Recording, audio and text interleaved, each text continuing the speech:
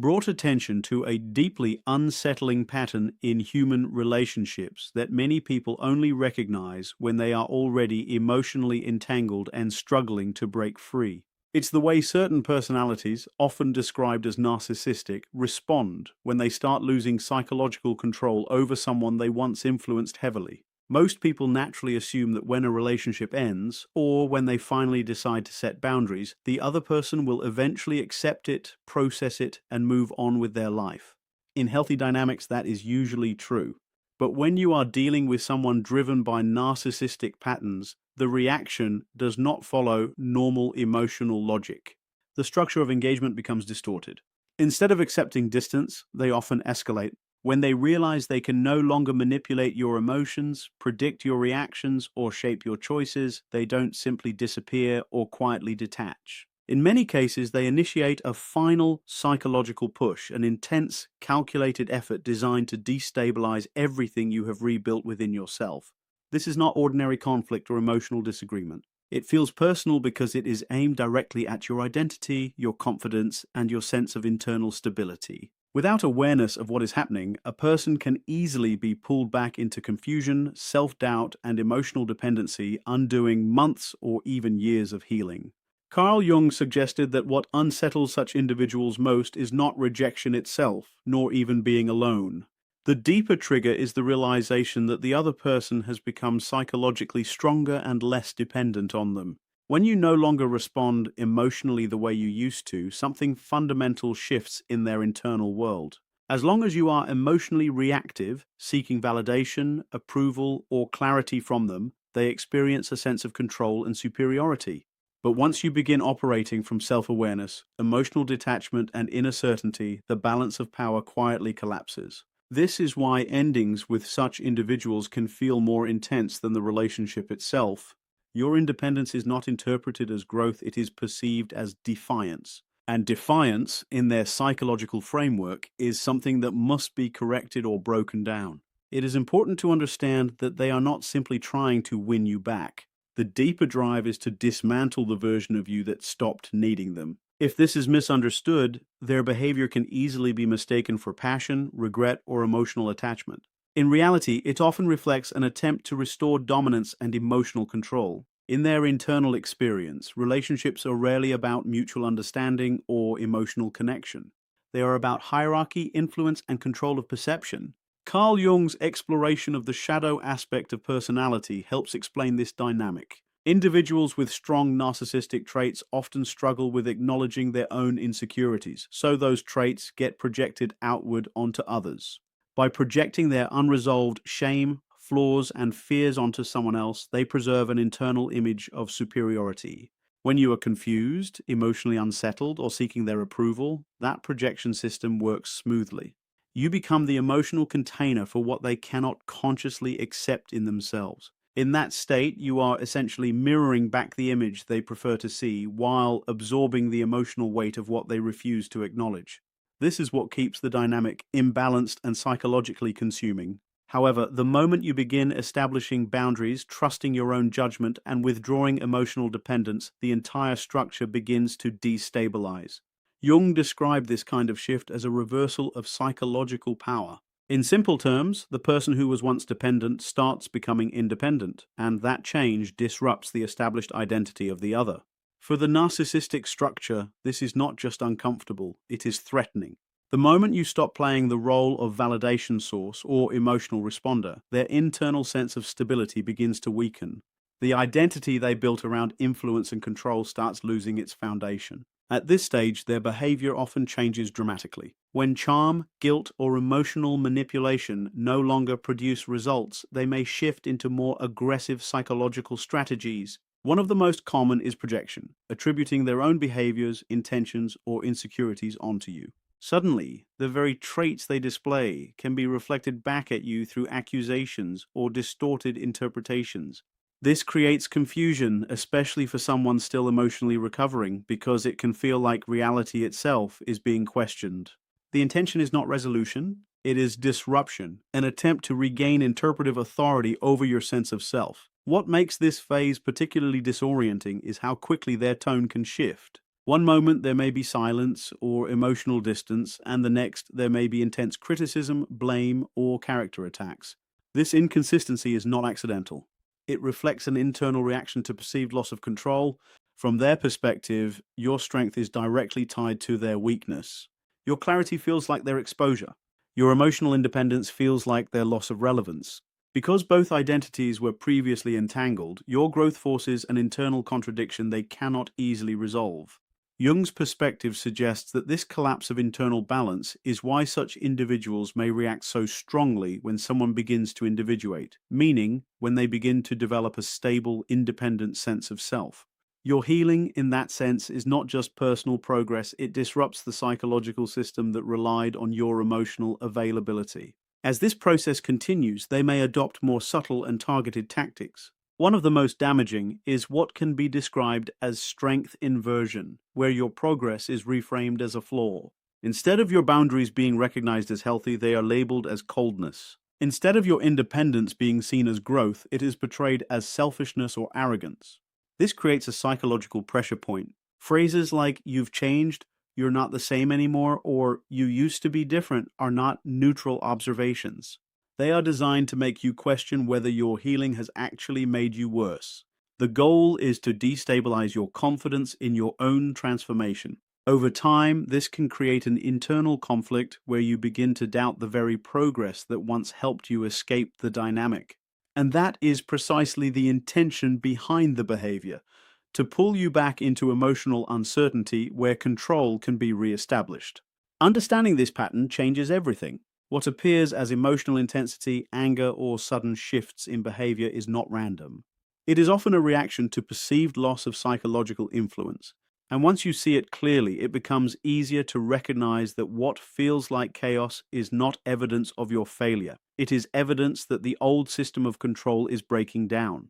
They want you to believe that becoming a better person somehow requires you to abandon your strength and return to the earlier, more compliant version of yourself, the one who was easier to influence, easier to guilt, and easier to control. What makes this pattern especially unsettling is how precisely it targets your growth points.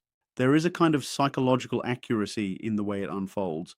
It feels as if they instinctively locate the exact areas where you have fought the hardest to heal and then aim directly at those. If you spent months or years learning to set boundaries and finally learned how to say no without guilt, suddenly you are labeled as cold, distant, or uncaring. If you rebuilt your self-worth after a long period of emotional confusion, that confidence is reframed as arrogance or ego. If you finally found your voice and started expressing yourself clearly, it is twisted into accusations of being argumentative or difficult.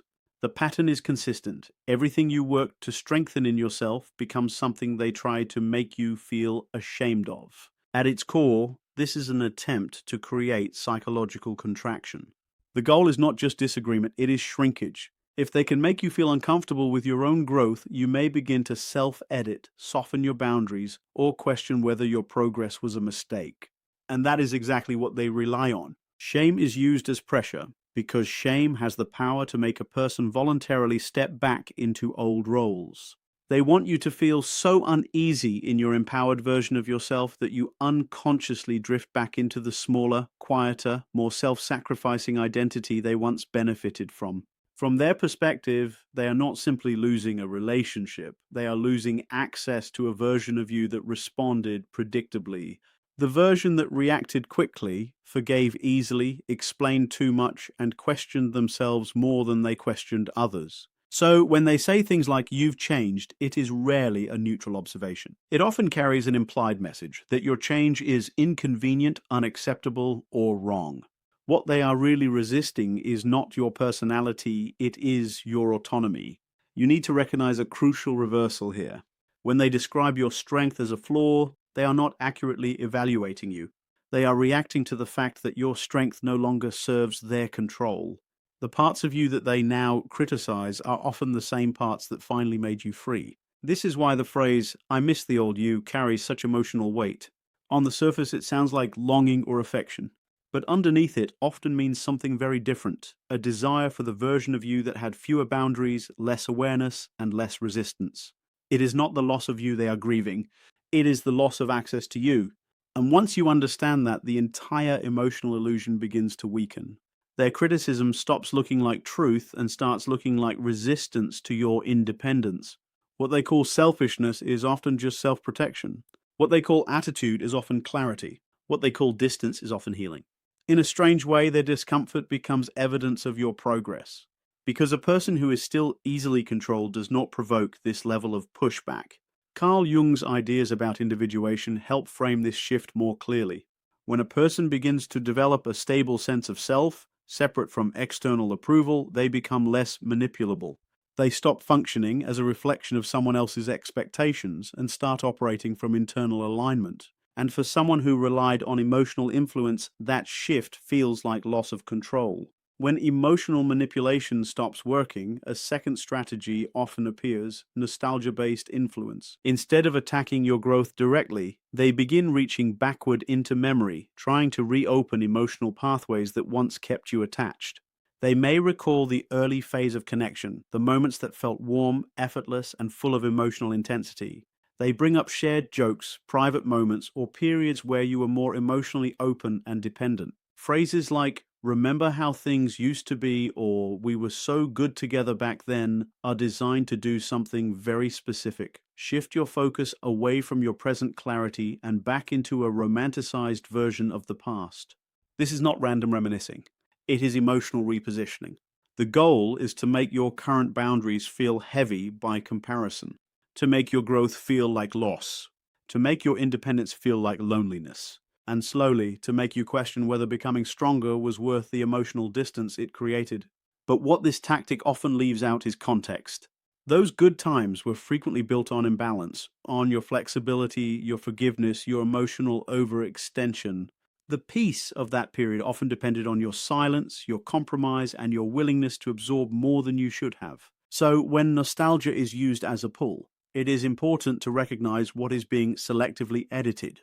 The past is being presented as comfort, but only through a filtered version of reality. Jung's perspective on psychological development helps clarify this even further. Growth is not about returning to an earlier version of yourself, it is about integrating experience and becoming more whole. So any attempt to pull you backward is, in essence, an attempt to interrupt that process. And that is why these patterns often intensify when you begin to stabilize. The more consistent your boundaries become, the more effort is made to blur your perception of them. But clarity changes the entire equation. Once you can see these tactics for what they are, shame targeting, identity distortion, and nostalgia-based pull, they lose much of their emotional power. What once felt like confusion begins to look like pattern repetition, and what once felt like personal doubt begins to look like resistance to your growth. You are not being asked to become someone better in their eyes. You are being pressured to become someone smaller. And recognizing that distinction is often where real psychological freedom begins. They tend to remember the laughter, the easy moments, the sense of closeness, but they conveniently leave out everything that came with it: the emotional walking on eggshells, the silent treatments, the confusion, and the subtle manipulation that often define the same relationship. When this time travel pull begins, the most important thing is to stay anchored in the present version of yourself. You have to recognize that what they are missing is not the relationship as a whole, but the earlier version of you who had fewer boundaries, less clarity, and less ability to say no. They are not reaching for a shared future. In many cases, they are reaching for access to a past version of you that was easier to influence and emotionally manage. And if you fall into that nostalgia, you risk abandoning the very progress you had to fight for. Your growth is not an accident, and the old you is not a destination worth returning to. It is a stage you already moved through for a reason. One of the most intense and disturbing dynamics Carl Jung highlighted is what can be understood as manufactured vulnerability. This is not ordinary emotional expression. It is a form of psychological strategy that targets your strongest traits rather than your weaknesses. It is especially effective because it weaponizes what makes you human: your empathy, your compassion, your instinct to help. Just when you reach a point of clarity or emotional independence, when you feel like you are finally detaching and moving forward, the narcissist may suddenly appear in a completely different state: overwhelmed, distressed, facing a crisis, or presenting themselves as deeply broken and in urgent need of support. The timing is rarely random. It often shows up precisely when you're at your strongest or most detached, such as when you decide to go no contact, when you begin healing seriously, or when your life is improving in visible ways. This creates a powerful disruption. It pulls your attention away from your growth and redirects it back into their emotional world. From a psychological standpoint, this can feel like coincidence. But within this pattern, it operates more like a trigger-based response, activated when your distance becomes too great. The important thing to understand is that this dynamic pulls you back into a familiar role: the helper, the fixer, the emotional stabilizer. A role where your energy is spent managing their crisis instead of building your own stability. In some cases, the crisis may even be exaggerated or partially self-created. The goal is not resolution, it is reconnection through emotional urgency. When someone is in distress, it becomes harder to maintain boundaries without guilt. And that guilt is exactly what this tactic depends on. If you respond by stepping in, explaining yourself, or rescuing them, the focus immediately shifts away from your boundaries and back onto their suffering. And in that shift, your voice becomes secondary again.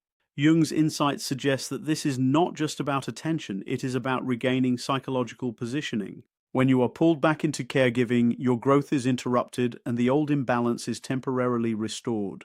The most difficult part of this pattern is that it often feels morally confusing. You may genuinely care. You may genuinely feel compassion. And that is exactly why this strategy is so effective.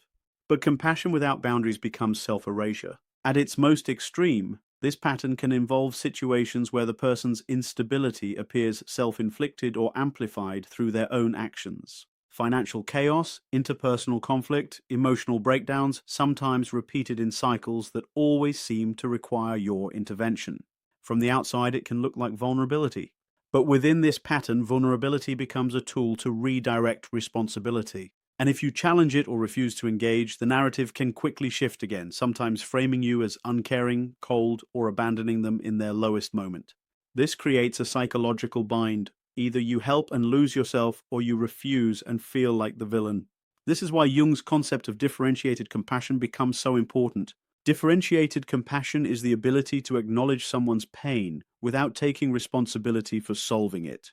It is the understanding that you can see suffering without becoming the solution to it. It sounds simple, but emotionally it is one of the hardest shifts to make, especially for deeply empathetic people. It allows you to recognize, I see what you are going through, but I am not responsible for fixing it. This is not cruelty. It is clarity, because not every crisis is yours to carry, and not every emotional demand deserves a response that costs your stability. Every time a boundary is tested with phrases like, just this once, it is rarely about that single moment. It is a test of whether your new limits are solid or still negotiable. If they can be bent once, they can be bent again. And that is how cycles restop. Jung's broader psychological perspective suggests that individuals who rely on emotional control often experience deep discomfort when they lose access to it. When your responses are no longer predictable and your empathy can no longer be easily triggered, the system of influence begins to collapse. This is why consistency in boundaries matters more than intensity. It is not about dramatic confrontation, it is about steady refusal to re-enter roles you have outgrown. True psychological strength is not the absence of empathy. It is the ability to see emotional pressure clearly without being pulled into it unconsciously. It is the moment you can recognize a pattern and still choose not to participate in it. And that is where the shift happens. Not in winning arguments, not in proving points, but in no longer being available for roles that require your self-abandonment. When you stop responding to shame, nostalgia, or manufactured crisis as instructions for your behavior, the entire structure loses its hold. You are no longer reacting, you are choosing. And choice is what breaks the pattern. At that point, their tactics stop being persuasive and start becoming visible. What once felt like emotional urgency begins to look like repetition. What once felt like guilt begins to look like conditioning. And what once felt like love or responsibility begins to look like control attempts losing effectiveness. That is the real turning point. Not when they change, but when you no longer respond in the way they depend on. Because once your empathy is guided by awareness instead of obligation, you are no longer inside the system that kept you trapped. In conclusion, the entire psychological pattern described here ultimately circles back to one central truth. Control only exists where emotional dependency still exists. Whether it appears through nostalgia, guilt, manufactured crisis, or subtle attacks on your growth, every tactic is designed to pull you out of your present awareness and back into an older version of yourself, one that was easier to influence, easier to destabilize, and easier to direct. But the moment you begin to see these patterns clearly, something fundamental shifts. What once felt like emotional chaos starts to reveal structure. What once felt personal starts to look strategic. And what once felt like love, concern, or urgency begins to expose itself as repeated attempts to regain psychological access. At the deepest level, this entire dynamic is not really about the other person, it is about your own evolution. Because every stage of your growth removes another layer of control. Your boundaries weaken their access. Your clarity dissolves their confusion tactics. Your emotional independence breaks the cycle of re-engagement. And your self-trust removes the foundation they once relied on. This is why resistance often increases right when you are closest to freedom. It is not a sign that you're doing something wrong, it is a sign that the system is losing its grip. The more you stabilize internally, the less effective external emotional pressure becomes. And eventually, there comes a point where the pattern no longer works at all. Shame stops changing your decisions. Nostalgia stops pulling you backward. Crisis no longer feels like your responsibility. At that stage, you are no longer reacting, you are observing. And observation without reaction is where real psychological freedom begins. Carl Jung's deeper message about individuation becomes especially relevant here. Becoming whole is not about defeating others or proving superiority. It is about separating your identity from external manipulation and returning to your own internal authority. It is the process of no longer living as a reflection of someone else's emotional needs or unresolved shadows. And once that separation is complete, something powerful happens. The emotional hook disappears. Not because the other person has changed, but because you are no longer available in the same way.